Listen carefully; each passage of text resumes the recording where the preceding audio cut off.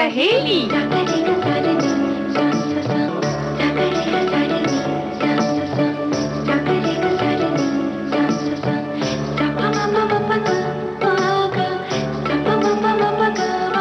सखी सहेली।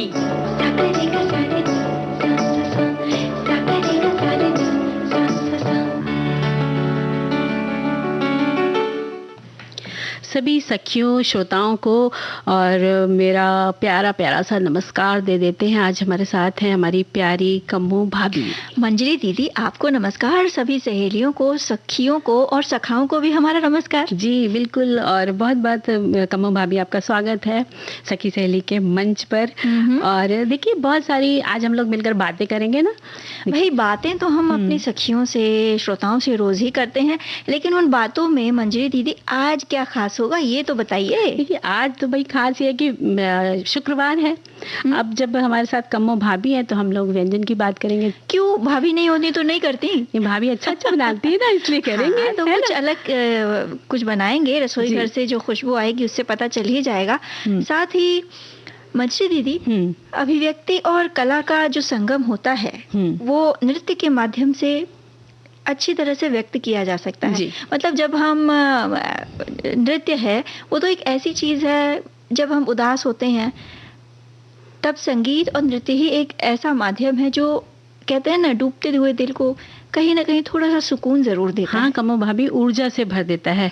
तो भाई ये देखिए, अब इसमें हम ये भी बात कर सकते हैं ना कि हमारी जो सखियां हैं, हमारे जो श्रोता हैं, तो उनका कभी कभी किस गाने पर ज्यादा नृत्य करने का मन करता है।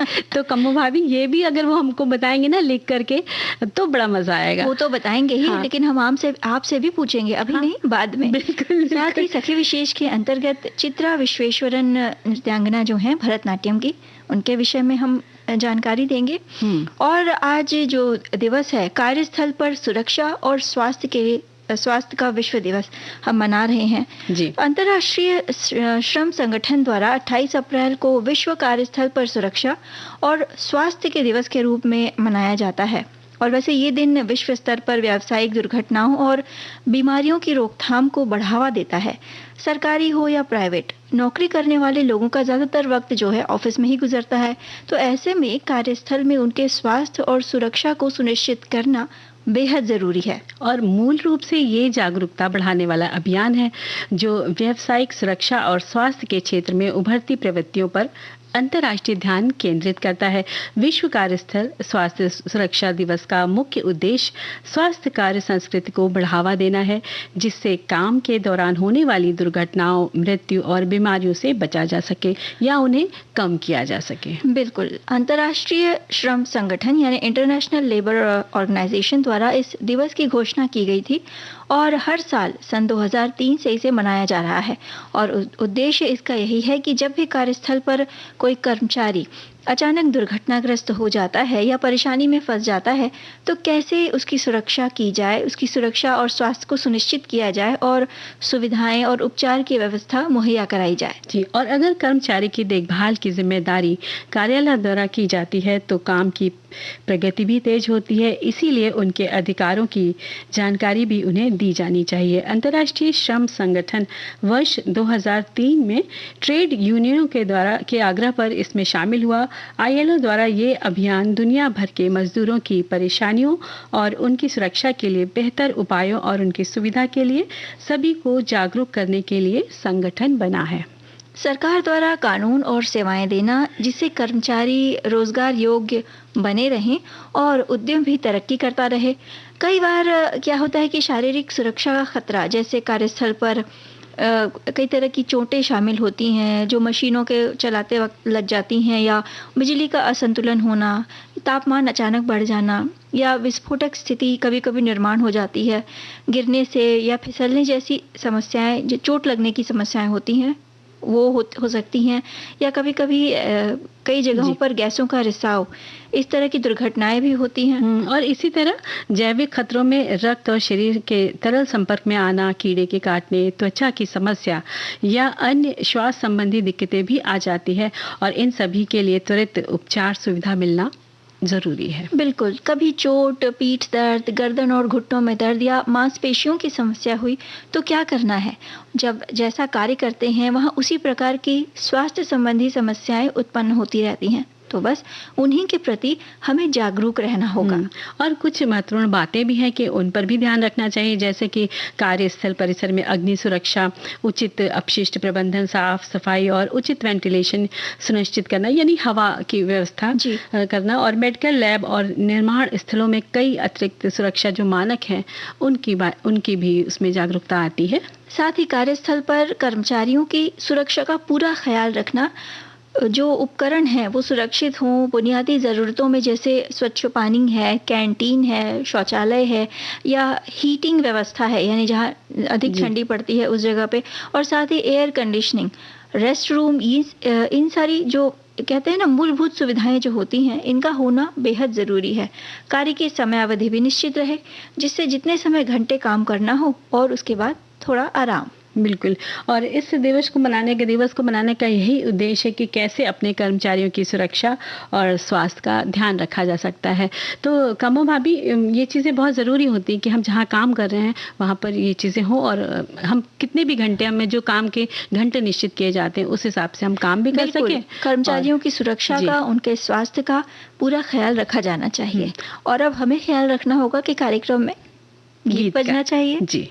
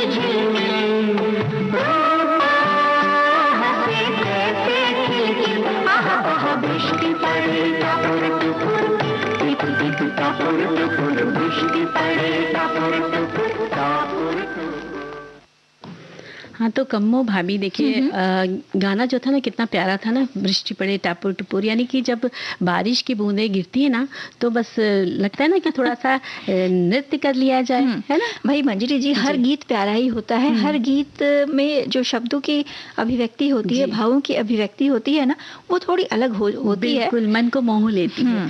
और भाई मन को मोहता है एक नृत्य भी, है ना। बिल्कुल। जो आज की हमारी जो सखी विशेष है, चित्रा विश्वेश्वरन नृत्यांगना है। चित्रा विश्वेश्वरन एक भारतीय भरतनाट्यम नृत्यांगना है। भरतनाट्यम की पुरानी तंजौर परंपरा से गहराई से जुड़ी। बहुत कम उम्र मतलब 3 वर्ष की उम्र से ही नृत्य सीखना शुरू कर दिया था। आपकी प्रथम गुरु आपकी माँ रुक्मणी पद्मनाभन थी, जो समकालीन भारतीय नृत्य और भरतनाट्यम में प्रशिक्षित एक उत्कृष्ट नृत्यांगना थी, लेकिन इसे कभी पेशे के रूप में नहीं अपनाया। चित्रा अपनी कलात्मक और रचनात्मक दृष्टि का श्रेय माँ को देती हैं। अपने पिता श्री एन पद्मनाभन को, जो भारतीय रेलवे में इंजीनियर थे, उन्होंने बचपन से देखा। अपनी मां से नृत्य में दीक्षा लेने के बाद चित्रा ने लंदन में वेस्टर्न क्लासिकल बैले में प्रशिक्षण लिया, जहां उनके पिता भारतीय उच्चायोग में रेलवे सलाहकार थे। और इसके बाद जब भारत वापस आना हुआ तो कलकत्ता में मणिपुरी और कथक नृत्य विधा को भी उन्होंने सीखा। भरतनाट्यम कलाकार श्रीमती टी.ए. राजलक्ष्मी के सानिध्य में उन्होंने लगभग 10 वर्षों तक भरतनाट्यम की शिक्षा ली। और चित्रा जी ने पहली डांस कोरियोग्राफी 11 साल की उम्र में की थी। 13 साल की उम्र में चित्रा ने वर्णम के प्रारूप में संत त्यागराज के जीवन को कोरियोग्राफ किया, जो भरतनाट्यम प्रदर्शनों में सबसे ज़्यादा पसंद किया जाता है। स्कूल की पढ़ाई पूरी करने के बाद वे नृत्य के करियर बनाने के लिए चेन्नई जाना चाहती थी, लेकिन माता पिता ने कॉलेज की डिग्री पूरी करने के बाद उन्हें जाने को कहा। तो चित्रा ने अपने समय पर नृत्य सिद्धांत और नृत्य के इतिहास का अध्ययन करते हुए कलकत्ता विश्वविद्यालय से अंग्रेजी में बीए किया और साल 1970 में उन्हें मानव संसाधन विकास मंत्रालय भारत सरकार से भरतनाट्यम में उन्नत अध्ययन के लिए राष्ट्रीय छात्रवृत्ति मिली। उस समय केवल 2 छात्रों को ये जो छात्रवृत्ति है वो दी जाती थी, तो इस तरह ये उनके लिए एक गौरव की बात थी। और चित्रा ने 4 साल की अपनी छात्रवृत्ति अवधि भरतनाट्यम हुजुवर रमेला पिल्लई के सिद्धांत के तहत बिताई। उनके शिष्य के रूप में उनके अनुभव ने उनकी सौंदर्य दृष्टि को विस्तृत किया, यहाँ तक कि उनके पहले के गुरुओं के प्रशिक्षण ने उन्हें उत्कृष्ट व्याकरण और तकनीकी प्रदान की। जी, चित्रा ने कम उम्र में ही कलकत्ता में नृत्य सिखाना भी शुरू कर दिया था। साल 1975 में चेन्नई में Chidambaram academy of performing arts यानी CAPA की उन्होंने स्थापना की, जो एक प्रमुख संस्थान है इन दिनों। तो मंजरी दीदी, चित्रा जी के बारे में और जानकारी इस अंतराल के बाद जानेंगे।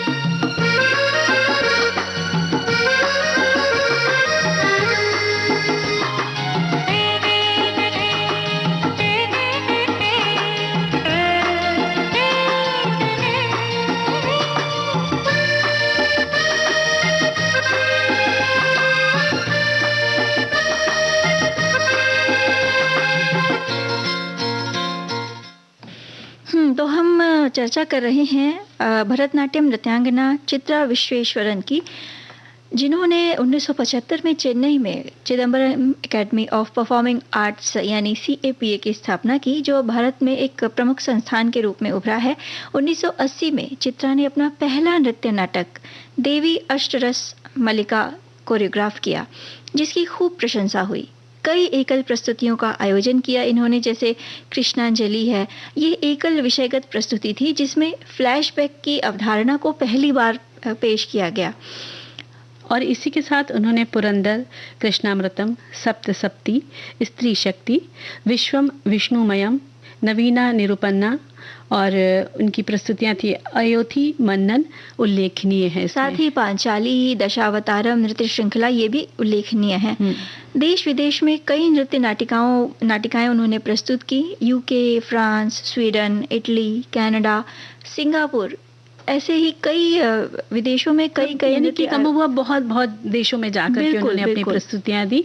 और सन 1980 में भारतीय सांस्कृतिक संस्था श्री कृष्ण गण सभा ने चित्रा विश्वेश्वरन को नृत्य मणि पुरस्कार दिया। तमिलनाडु सरकार ने 1982 में उन्हें कलई मामानी की उपाधि प्रदान की।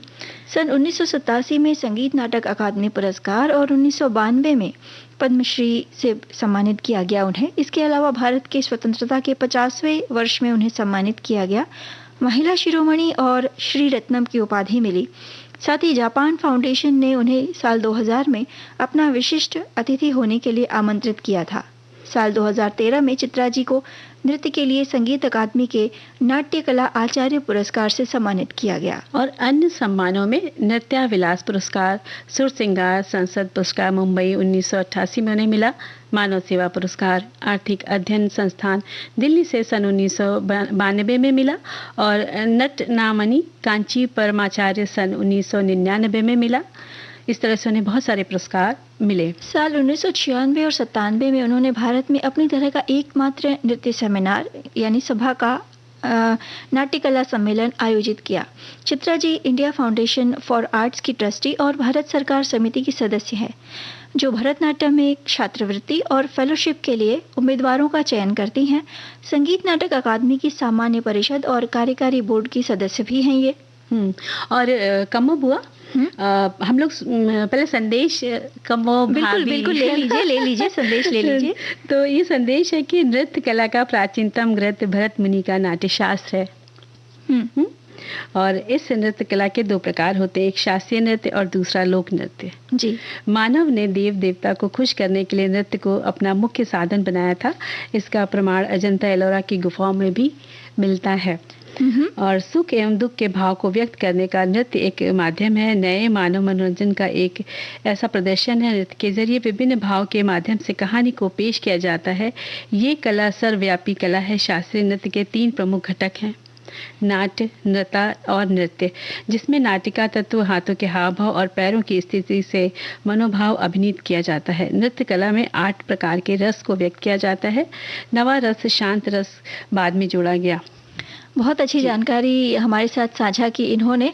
तो भाई मंजरी जी, है भी ना सही बात? बिल्कुल। नृत्य जो है अपनी अंतस की भावनाओं को प्रकट करने का एक बेहद ही अच्छा माध्यम है। जी।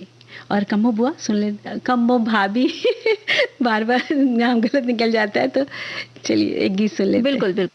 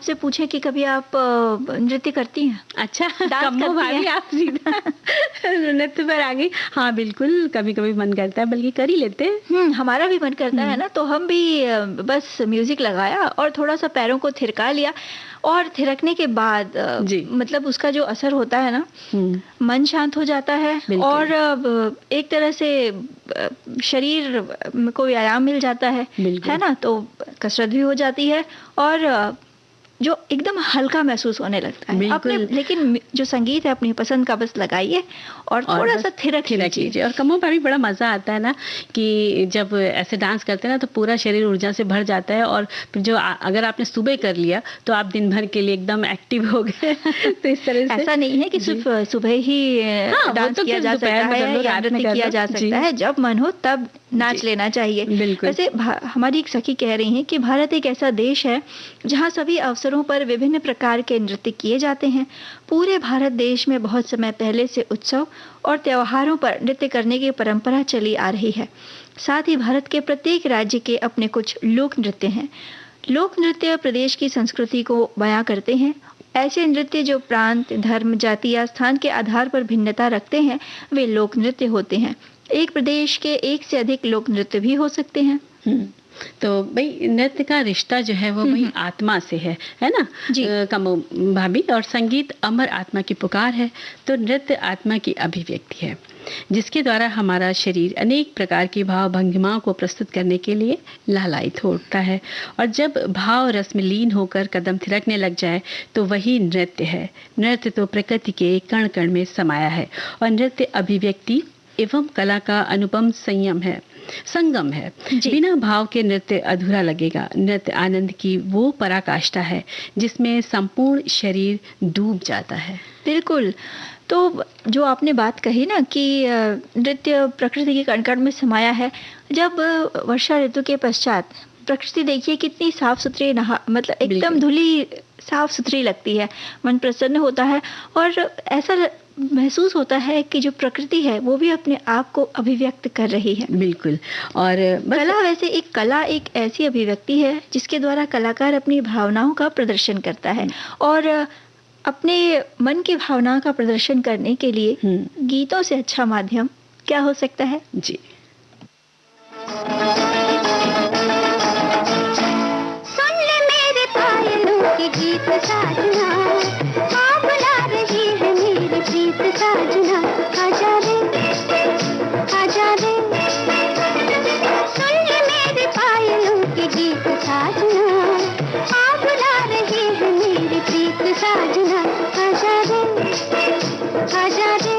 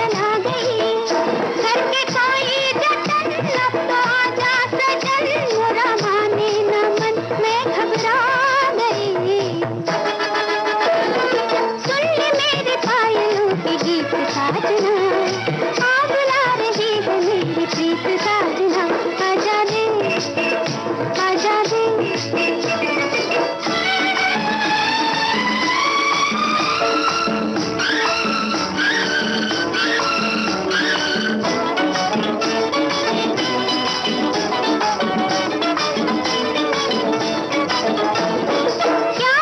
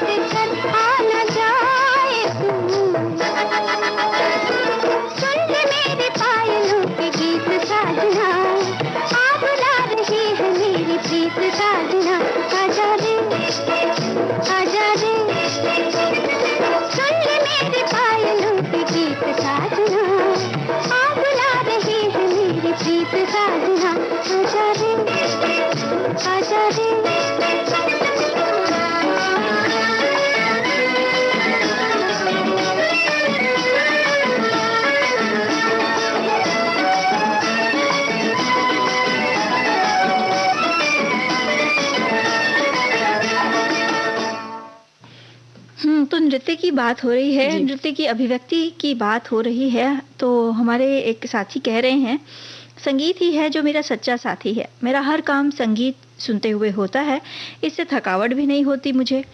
और अपने घर के खिले फूलों को देखकर इस गीत के साथ नृत्य करने का मेरा मन करता है और मैं करती भी हूँ। गाना कौन सा? वही मैंने कहा फूलों से हंसो तो वो खिलखिला के हंस पड़े। तो अपनी भावनाओं को व्यक्त करने के लिए संगीत एक बेहतरीन माध्यम है। बस वही बात है ना जो हम बात कर रहे थे कि अपनी पसंद का गीत लगाइए और थोड़ा सा थिरक लीजिए। बिल्कुल, और आपके पास अगर थोड़े से घुंघरू वगैरह हो तो वो भी बांध लीजिए, तो क्या मजा आता है ना। वैसे बचपन में हम लोग खेला करते थे उस तरह से एंजॉय। जी। तो ब्रेक का समय हुआ जा रहा है, तो एक ब्रेक लेते हैं और छोटे से अंतराल के बाद हम अभी आते हैं।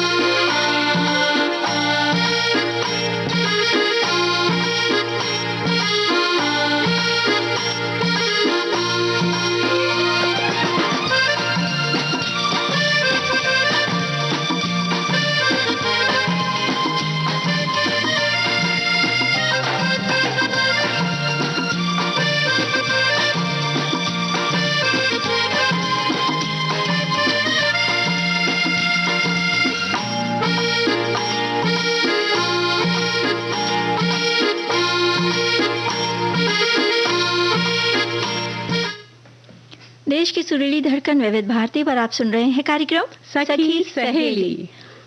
तो देखिए, हम लोग बात कर रहे थे ना कि नृत्य के बारे में, तो एक संदेश आया है कि नृत्य मानवीय अभिव्यक्तियों का एक रहस्यमय प्रदर्शन है। ये एक सार्वभौम कला है जिसका जन्म मानव जीवन के साथ हुआ है। बालक जन्म से ही रोक कर अपने हाथ पैर मार कर अपनी भाव व्यक्ति करता है और वह भूखा है। इन्हीं आंगिक क्रियाओं से नृत्य की उत्पत्ति हुई है। ये कला देवी देवताओं, दैत्यों, दानवों, मनुष्यों एवं पशु पक्षियों को अति प्रिय है। मानव जीवन में सुख एवं दुख के भाव को व्यक्त करने का नृत्य एक माध्यम है। नृत्य भी मानव मनोरंजन का एक ऐसा प्रदर्शन है। नृत्य के जरिए विभिन्न भाव के माध्यम से कहानी को पेश किया जाता है। ये कला सर्वव्यापी कला है। बिल्कुल, और कला की बात करें तो एक ऐसी अभिव्यक्ति जिसके द्वारा कलाकार जो है अपनी भावनाओं का प्रदर्शन करता है, व्यक्त करता है। इसके अंतर्गत कविता, संगीत, नाटक, नृत्य आदि आते हैं। यानी कला को एक नया आयाम मिल जाता है। यानी इनके संगम से जब नृत्य प्रस्तुत होता है तो असीम आनंद की अनुभूति होती है और जितनी भी कलाएं हैं उन्हें पीढ़ी दर पीढ़ी संजोने की बेहद आवश्यकता है। वैसे नृत्य जब संगीत के संग जुड़ता है तो गतिशील कला में बदल जाता है और नृत्य कला के द्वारा कला की उन्नति होती है। हमारे देश में नृत्य कला प्राचीन समय से चली आ रही है। जब हड़प्पा सभ्यता में अवशेष मिले तो ज्ञात हुआ कि उस समय भी नृत्य कला का विकास हो चुका था। नृत्य कला का प्राचीनतम ग्रंथ भरत मुनि का नाट्य शास्त्र है। वेदों में भी इसका वर्णन पाया गया है। नृत्य कला में शास्त्रीय नृत्य और लोक नृत्य दो प्रकार के हैं। भारत में अलग अलग राज्य होने के कारण शास्त्रीय नृत्य भी अलग अलग तरह के होते हैं। अब जैसे शास्त्रीय नृत्यों की बात करें तो भरतनाट्यम है, कथकली है, मोहिनी अट्टम, ओडिसी, कुचिपुड़ी, मणिपुरी, साथ ही कथक है और असम के लोक क्षेत्रों के जो नृत्य हैं। और लोक नृत्य में घूमर, गरबा, गिद्धा, भांगड़ा, यक्षगान, मयूरभंज, साथ ही क्षाऊ उड़ीसा क्षेत्र का और पुरुलिया क्षाऊ पश्चिम बंगाल से, तमाशा है, लावनी महाराष्ट्र का, कालबेलिया, बिहू, कद्दी घोड़ी, रौफ जम्मू और कश्मीर का जो पारंपरिक लोक नृत्य है, इन सब का समावेश तो होता ही है। और राउत नाच है, करकट्टा में होजा गिरी है, इस तरह के नृत्य है, बहुत सारे डांस होते हैं। और शास्त्रीय नृत्य में 3 प्रमुख घटक है, नाट्य, नृत्य और नृत्य। और यानी नृत्य को विधिवत गुरु द्वारा सीखा जाता है, तभी उसमें अच्छा प्रदर्शन हम कर सकते हैं। और शास्त्रीय नृत्य में जो 8 प्रकार होते हैं, जैसे हमने बताया था, हमारी सखी ने भी लिखकर भेजा था कि 9 रस होते हैं।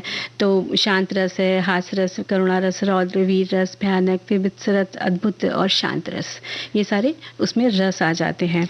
और जब विधिवत गुरु द्वारा इसकी शिक्षा ली जाए तो उसमें अच्छा प्रदर्शन किया जा सकता है। वैसे नृत्य एक साधना भी है, भाई कोई भी कला हो मंजरी दीदी, उसे बिना साधे पाया नहीं जा सकता।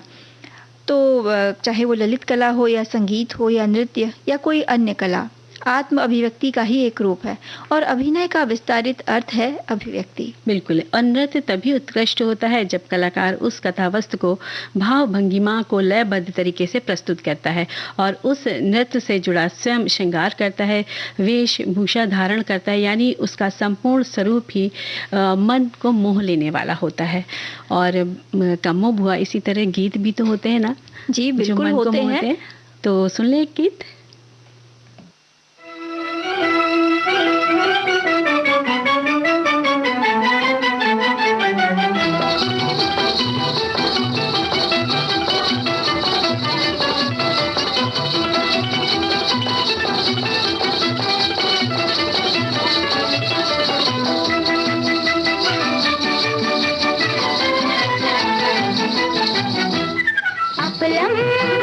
चपलम चपलाई रे दुनिया को छोड़, तेरी गली आई रे आई रे आई रे। अपलम चपलम चपलाई रे दुनिया को छोड़, तेरी गली आई रे आई रे आई रे। वो दुनिया को छोड़, तेरी गली आई रे आई रे आई रे।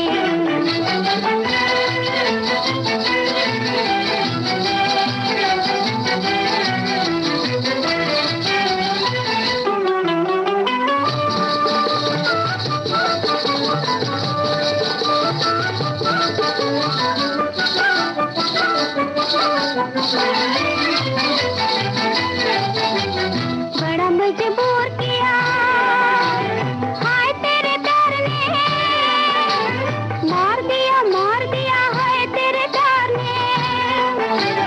बड़ा मजबूर किया हाय तेरे प्यार ने, मार दिया हाय तेरे प्यार ने। अब पछताए दिल हाय कित जाए दिल, अब पछताए दिल हाय कित जाए दिल। काहे को ये आग लगाई रे लगाई रे लगाई रे। अपलम चपलम चपलाई रे दुनिया को छोड़, तेरी गली आई रे आई रे आई रे। वो दुनिया को छोड़, तेरी गली आई रे आई रे आई रे।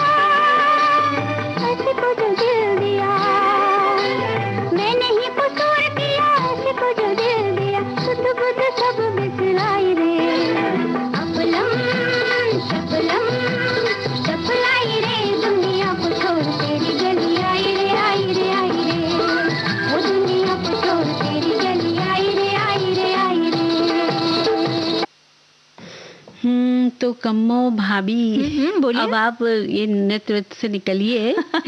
भाई मंजरी दीदी, जब भी मैं ये गीत सुनती हूँ ना, अपने आप को थिरकने से रोक नहीं पाती हूँ। हम देख रहे थे कम्मो भाभी आप नाच रही थी। अरे ये मेरा अकेले हाल, ये मेरा कहते हैं ना, अकेले का मेरा ही ऐसा हाल नहीं होगा। सभी का गीत होगा। जब सुनते हैं ना जी, तो भाई अपने आप को थिरकने से रोक नहीं पाते। अब आप रोकिए मत भाई। नहीं अभी हम तो रोकेंगे, इसलिए कि चलते ना भाभी किचन की तरफ, कुछ बनाना पड़ेगा। अच्छा, मतलब मुझे डांस करने के लिए दूसरा समय देखना पड़ेगा। अभी फिलहाल हमें रसोई का रुख करना है। तो कम्मो भाभी क्या बताएंगे? रसोई की जब बात आ रही है तो बड़ा अच्छी एक बात हमारे साथी ने लिख भेजी है कि एक अच्छी बात, भोजन करते समय टेलीविजन और मोबाइल को ना देखें। तो ये एक अच्छी बात भी है, एक सूचना भी है, आग्रह भी है, और कहते हैं ना सावधानी भी है। हाँ, लेकिन कम्मो भाभी कुछ तो बताइए, बनाएंगे नहीं तो फिर कैसे काम चलेगा? अरे मैं तो ये कह रही थी मंजरी दीदी कि भोजन करते समय भाई टेलीविजन मत देखिए, मोबाइल मत देखिए, और मैं तो कहूँगी लैपटॉप भी मत देखिए। लेकिन रेडियो तो सुना जा ही सकता है। चलिए फिर ना रेडियो सुनते सुनते करते हैं। तो देखिए, अच्छा चलिए कम्मो भाभी, तब तक हम बता देते हैं। बताइए। सौंफ का इंस्टेंट शरबत बता देते हैं। तो इसकी सामग्री है 100 ग्राम मोटी सौंफ, 11 छोटी इलायची, 10 से 12 काली मिर्च, 5 लौंग और 1 बड़ा चम्मच खसखस, 250 ग्राम मिश्री कूट कर पीस कर ले, या आप शक्कर ले सकते हैं। तो आप सौंफ को साफ कर लीजिए, इलायची को भी आप छील करके रेडी कर लीजिए, है ना। और पैन में सौंफ, आपको गरम पैन में सौंफ को भूनना है, और इसमें इलायची, काली मिर्च, लौंग और खसखस भी डाल देनी है, और थोड़ी देर आप इसको भून लीजिए। भूनने के बाद आप इसको निकाल के पीस लीजिए और छान लीजिए। अब इसमें मिश्री को, जो आपके पास मोटी सी रहेगी, उसको आप थोड़ा सा कूट करके मिक्सी में पीस लीजिए, इसका पाउडर बना लीजिए। अब आप इसको सौंफ वाले पाउडर में मिला दीजिए, और कम्मो भाभी अब इसको डिब्बे में बंद कर रखना है, देखिए। और जब बनाना होगा ना, तो पानी या दूध में इसको 2 चम्मच सौंफ का पाउडर डालेंगे और मिलाएंगे, और बर्फ के टुकड़े डाल करके ये आप सौंफ का इंस्टेंट शरबत बनाकर पिला सकते हैं। क्या बात है, एकदम तपती दोपहरिया में ये ठंडा ठंडा शरबत बहुत मजा देगा, है ना। आप शरबत ही बता रही हैं तो पीना कोलाडा बता देते हैं। नाम सुन के ही कुछ अलग सा लगा ना। हाँ, कुछ झूम गए कि क्या है कोलाडा। ये कुछ अलग चीज नहीं है। हाँ। अभी सुनिएगा, बताइए। सामग्री नोट करें। 1.5 कप के लगभग अनानास का रस। अच्छा। 1/4 कप नारियल का दूध, 3 बड़े चम्मच वनीला आइसक्रीम ले लीजिए, और लगभग 300 ml तक कोई भी कोल्ड ड्रिंक। अब सजाने के लिए अनानास के जो टुकड़े होते हैं वो ले लीजिए, और बर्फ बारीक कूटी हुई। अच्छा। अब बनाने के लिए जो कच्चे नारियल के टुकड़े हैं उन्हें मिक्सर में पीस कर उसका जो दूध है उसे आपको छान लेना है, और फिर अनानास का जो रस है उसमें नारियल का दूध और आइसक्रीम को मिला के, ये जो हमने बर्फ कूटी हुई रखी है ना, उसे ऊपर से डालें, और फिर वो जो कोल्ड ड्रिंक है उसे डाल दें। अब अनानास के टुकड़े से सजाकर इसे ठंडा ठंडा सर्व करें, और बस मज़ेदार शरबत का आनंद उठाएं। इसे बनाकर रखना नहीं है आपको, जब आपको पीना हो तभी बनाएं। और हम तो ये कहेंगे कि भाई कोल्ड ड्रिंक अगर आप न डालें तो बेहतर ही होगा, खासकर जब बच्चों को इसे देना हो। तो भाई कम्मो भाभी, आपने इतना प्यारा सा बनाया है ये शरबत कि बस मन कर रहा है कि इसको तो पिए, लेकिन उसके पहले एक गीत सुन लेते हैं। उसके पहले क्यों, उसके बाद भी सुनते रहेंगे शरबत पीते पीते। बिल्कुल। जो कोई मुझसे बहार कैसी होती है,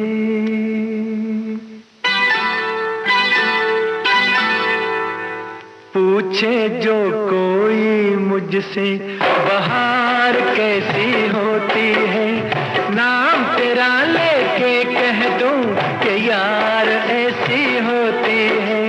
पूछे जो कोई घटा घंघोर कैसी होती है, तेरे जैसी होती है और कैसी होती है। पूछे जो कोई मुझसे बहार कैसी होती है।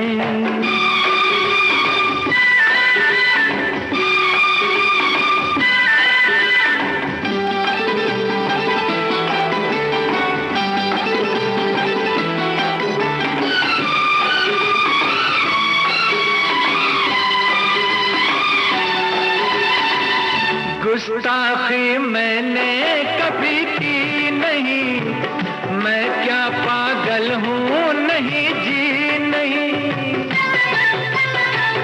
वैसे तो मैंने कभी पी नहीं, पर मैं ऐसा बेखबर भी नहीं। पूछे जो कोई मुझसे शराब कैसी होती है, नाम तेरा लेके कह दूं जनाब ऐसी होती है। पूछे जो कोई मुझसे बहार कैसी होती है, नाम तेरा लेके कह दूं कि यार ऐसी होती है। पूछे जो कोई मुझसे बहार कैसी होती है।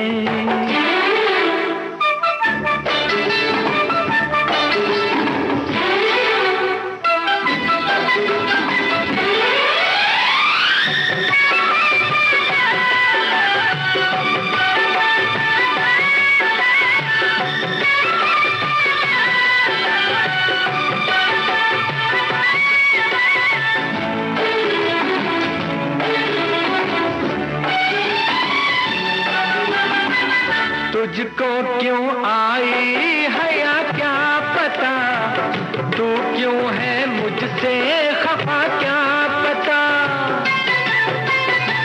ना जाने जन्नत क्या है क्या पता, मुझको ये बातें भला क्या पता।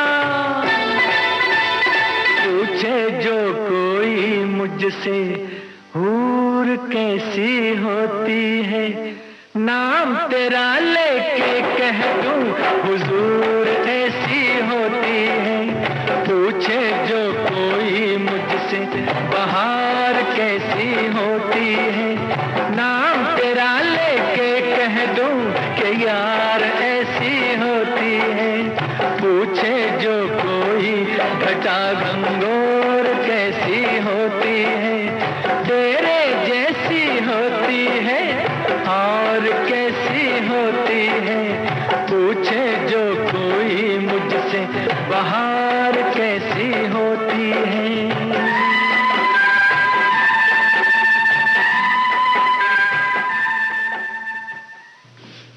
तो कमो भाभी अब क्या बताएंगी आप? अब हम बता रहे हैं जो हमारी सखी ने हमसे साझा की है, ब्रेड पुडिंग। क्या बात है। अब ब्रेड को इसको कैसे बनाना है, तो ब्रेड को भाई तवे पर मक्खन या घी लगाकर सेक लें और हल्की ब्राउन दिखने लगे तो इसे बाहर रखकर इसके टुकड़े कर लें या 2 भाग कर दें। ध्यान रहे आपको ब्रेड को जलाना नहीं है, यानी ब्राउन होने तक हल्का हल्का सेकना है। अब एक पैन में 2 कप दूध और चीनी गर्म करें। वैसे चीनी की जगह मिश्री का उपयोग भी किया जा सकता है। दूध को थोड़ी देर तक उबालें, यानी कि उसे गाढ़ा होने तक आपको उबालना है। अब उबालने के लिए चलाते रहना ज़रूरी है, नहीं तो दूध पकड़ लेगा बर्तन में। अब आपको लगे कि दूध अच्छे से पक गया है तो थोड़े दूध को निकाल देना है और इसे फ्रिज में ठंडा होने के लिए रख देना है। फिर जो ब्रेड से हमने सेकी थी उसे दूध में डुबा के वो जो तवा था ना, नॉन स्टिक तवा, उसी पे रख दें और जैसे दूध सूख जाए, जैसे जैसे धीरे धीरे दूध सूखता जाएगा गरम तवे पे, तो उसमें थोड़ा थोड़ा और डालते जाएं दूध, और इस क्रम को 2-4 बार दोहराएं और ब्रेड को उलट पुलट करते रहें। तो धीरे धीरे ब्रेड दूध को सोख लेगा और दूध की मलाई के चलते ब्रेड का रंग जो है वो बदलने लगेगा। जब बदल जाए रंग तो इसे तवे से उतार लें। वैसे आप इसे गर्म भी खा सकते हैं, लेकिन अगर इसे थोड़ा ठंडा करके और ऊपर से थोड़ी जो हमने दूध ठंडा करने के लिए रखा है वो इस पर सजावट के तौर पर डालकर खाएंगे तो बहुत स्वाद आएगा। और ये जो मज़ेदार ब्रेड पुडिंग है बच्चे भी बड़े चाव से खाते हैं और हम भी तो खाएंगे ना बड़े स्वाद से। कितने अच्छे से भेजी है ये वाली रेसिपी। और कम्मो भाभी देखिए एक बताते हैं रेसिपी मैंगो खसखस शेक की। तो इसकी सामग्री है 2 से 3 बड़े चम्मच खसखस सिरप लेना है यहाँ पर, 1 छोटा चम्मच नींबू का रस लेना है और 100 ml के आसपास मैंगो का जूस लेना है। ताज़ा जूस भी आप इसको लेके बना सकती हैं और 300 ml इसमें सोडा डालना है अगर आपका मन करे तो। है ना।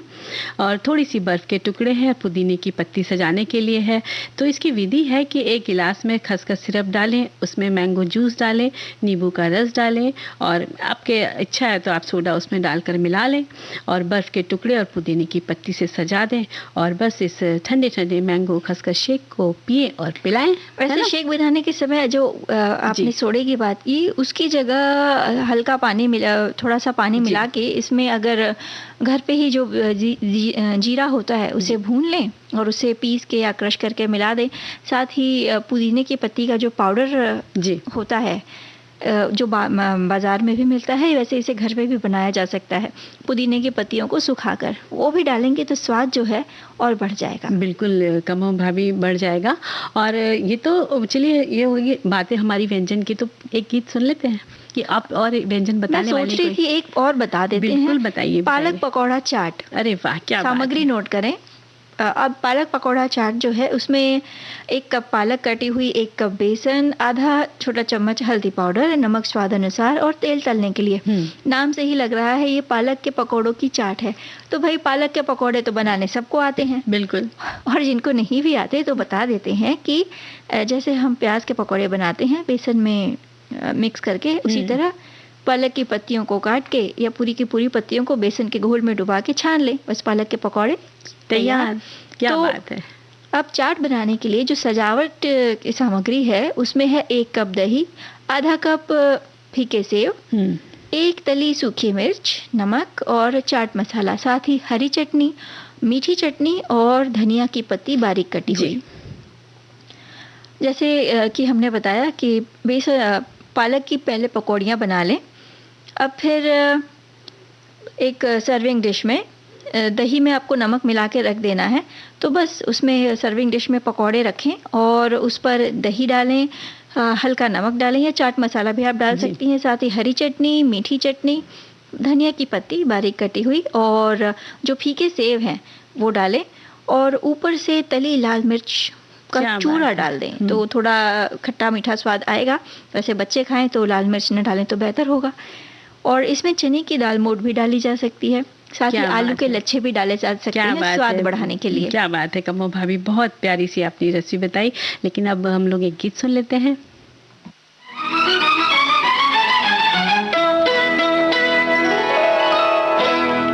काहे को मोरा बिछुआ बाजरे, आँखों में बेरी कजरा साजरे, बताओ हवाओं घटाओ बोलो ना, काहे को मोरा बिछुआ बाजरे, आँखों में बेरी कजरा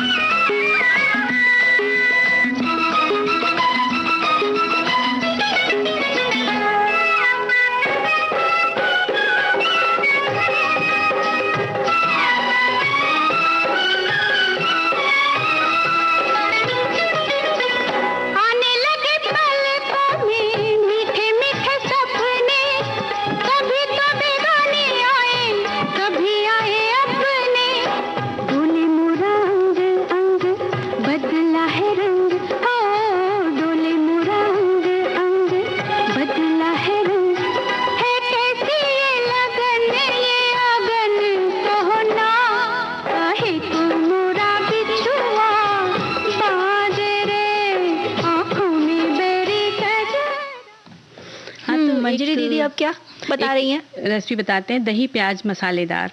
तो इसकी सामग्री और विधि एक साथ बताते हैं कि ताज़ा दही 1 कप आपको लेना है, इसको मथ लेना है और 1 बड़ा प्याज लंबे लच्छे में काट लेना है और इसको आप दही में डाल दीजिए और नमक, काली मिर्च पिसी और जीरा कुटा हुआ, शक्कर पिसी स्वाद से, हरी धनिया, अनार के दाने आधा कप इसमें डाल दीजिए, सबको मिला दीजिए अच्छे से और इसको फ्रिज में आधे घंटे के लिए रख दें और जब ये खूब ठंडा हो जाए तब आप इसे खाएं तो इसका स्वाद बढ़ा हुआ नजर आएगा। कुछ रायते जैसा है ये। जी। गीत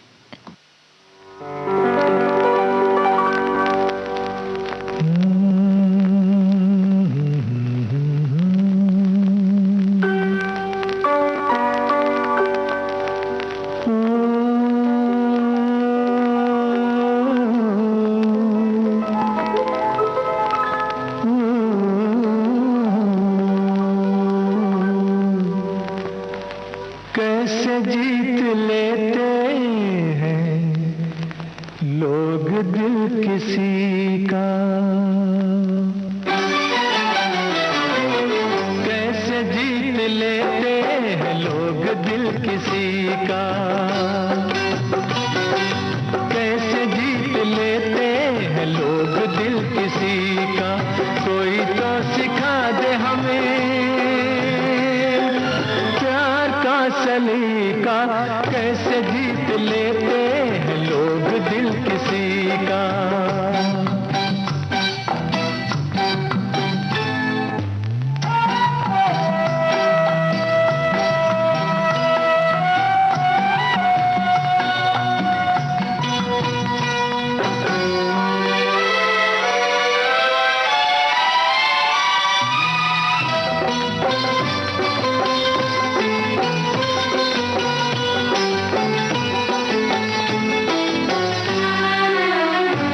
महबूबा हमको चाहे, प्यार के वादे करके निभाए, आंखों में ये ख्वाब लिए हम, सारे जहां में भटका किए हम, हाय रे दिल की कम नसीबी, हमको दिल मिला न किसी कली का, कैसे जीत लेते हैं लोग दिल किसी का।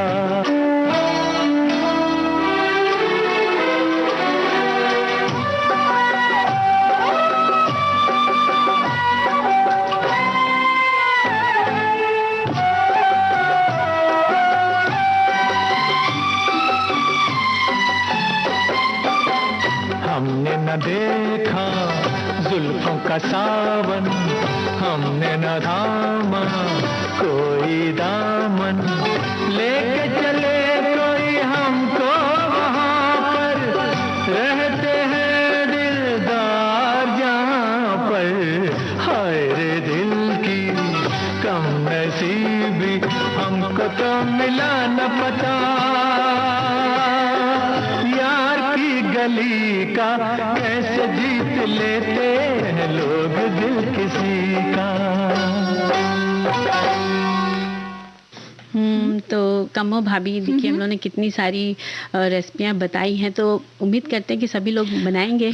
बनाएंगे, खाएंगे और दूसरों को खिलाएंगे भी। वैसे जैसा ये गीत कह रहा था ना, कैसे जीत लेते हैं लोग दिल किसी का, भाई दिल जीतने के लिए कोई खास करने की जरूरत नहीं होती, बस दिल का मिलना जरूरी है। यानी कि एक कहते हैं ना, प्यार भरी बातें हों, साथ ही दूसरों के प्रति आदर की भावना हो। और अब लेते हैं सखी सहेली कार्यक्रम से विदा। तो सभी को मंजरी वर्मा और कमो का नमस्कार।